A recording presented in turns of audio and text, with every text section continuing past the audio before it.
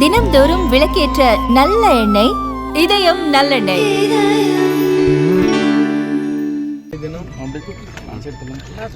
ஹரித்வார் போகிறதுக்காக முதல்ல டெல்லி சென்றவுடன் 1 மணி நேரத்தில் நான் தங்கி இருக்கிற இடத்தில்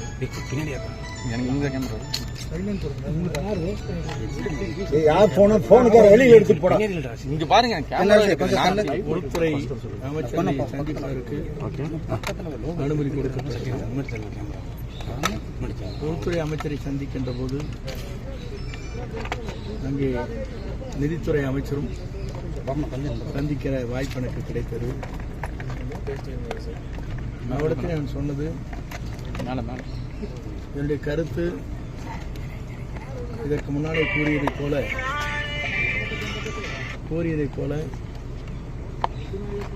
எல்லோரும் ஒருங்கிணைந்து இந்த இயக்கத்தை வலிமைப்படுத்தி நம்முடைய கூட்டணி என்பது மாபெரும் வெற்றி அடைய வேண்டும் என்பதுதான் நிலையை நான் அவரிடத்தில் எடுத்து சொன்னேன். இருக்கின்ற கள நிலவரங்கள் தமிழ்நாட்டில் இருப்பதையும் எடுத்துக் கூறப்பட்டிருக்கிறது. ஆகவே அனைத்தும் அவங்களுடைய கவனத்திற்கு எடுத்து சென்றிருக்கிறேன். அதற்கு பிறகு நம்முடைய ரயில்வே உடைய துறையின் அமைச்சர் அங்கே வருகின்றார். அவரிடத்தில் ஒரே வேண்டுகோள் வைத்தேன். நம்முடைய ஏற்காடு எக்ஸ்பிரஸ் முதலில் 10 மணி அளவிலே ஏற்காடு எக்ஸ்பிரஸ் புறப்பட்டது. இன்று 9 மணியிலே செல்கிற போது பொதுமக்களுக்கும் மாணவர்களுக்கும் வியாபார பெருமக்களுக்கும் காலை 3:10 செல்கிற போது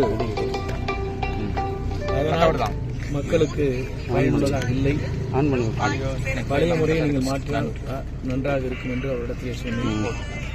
அப்போது நீங்கள் எடுத்தாருங்கள் என்று அங்கே உள்துறை அமைச்சருடைய லான்ச் அங்கே இருக்கின்ற இடத்தில் நாங்கள் அமர்ந்து கொண்டிருக்கிற இடத்தில் அது ஓய்வறை என்று சொல்லப்படுகிற அந்த இடத்தில் அவருக்கு அந்த எப்படி அது மாற்ற வேண்டும் என்று கேட்டார்கள். அது எழுதி தந்திருக்கிறோம். அதையும் அவர் பரிசீலிப்பதாக சொல்லியிருக்கிறார்கள். ஆகிய ஒவ்வொரு ஜனநாயக ரீதியாக ஒவ்வொரு கருத்துக்களும் ஒவ்வொருவருக்கும் சொல்வதற்கு உரிமை இருக்கிறது. அந்த அடிப்படையில் ஒவ்வொருவரும் தங்கள் கருத்துக்களை வெளிப்படுத்தி வருகிறார்கள். அப்படி இருக்கும்போது தான் ஜனநாயகம் காக்கப்படும்.